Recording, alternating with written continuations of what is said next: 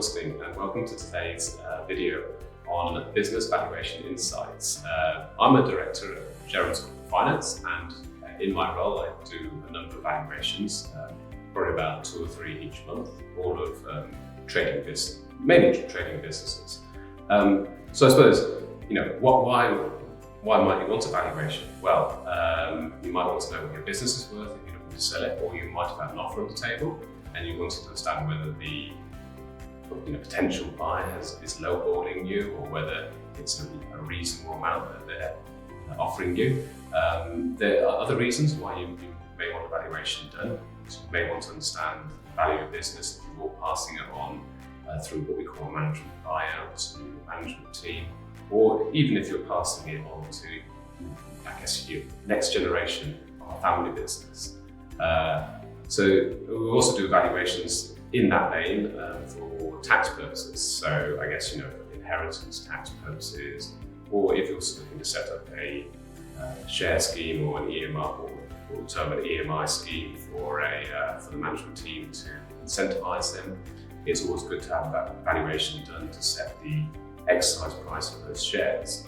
There's a variety of other reasons why you might want valuations done. You may want to split out a group of companies and understand the worth of one side of business versus the other. That was why you might want a valuation done. The question is, how do we go about it? Well, there are a number of ways that we do valuations, and if you go back to the theory of valuations, why does anyone buy a business? Well, essentially a business can be looked at from a very kind of hard-nosed perspective, just as a purely sort of cash-generating unit. So, you pay X amount for a business because it will make you, a number of profits over future years and generate cash flow that way. The theory of valuations all boil down to what we call discounted cash flow, which is looking at the future value of the money that business will generate you. How does that actually work when we come to do valuation? Because actually that sort of calculation can be quite complex, doing it in a purely theoretical way. Because what you'd have to have is forecast, for a very long period of time for the business, and it's very hard to, estimate, how the business will run, even maybe beyond 3 or 4 or 5 years, depending on the nature of the business. And also you'd have to look into, what will the value of that money be in the future as well, and what rate of return could you get, or could you expect from that industry that you happen to be in?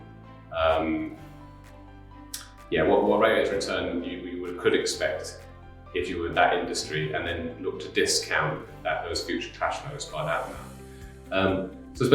I guess the methods that we normally use, and a number of you may have heard of this before, is maybe not the technical term, which is called capitalization of earnings, but basically where we look at your profitability and apply a multiple to that.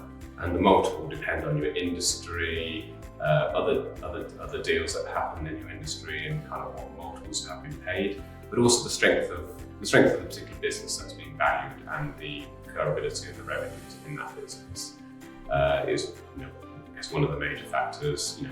Another major factor is probably customer concentration. So there's a number of value factors that we look into when we do conduct valuations.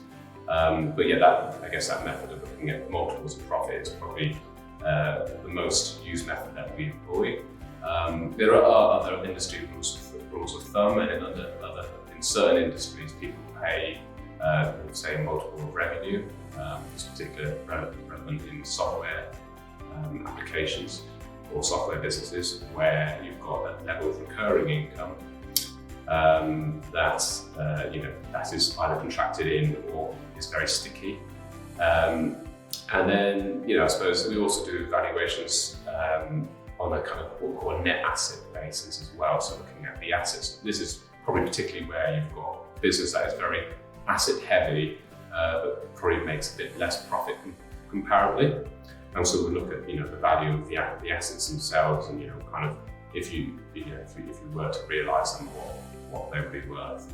So I guess it broadly encompasses, why, I guess the methods of valuation.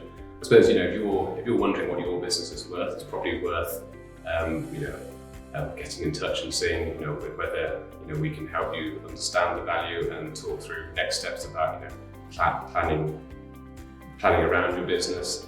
And, the value of the business is one part of that equation, but also planning to enhance value is a very key step, and it's a succession as well. So thank you for listening.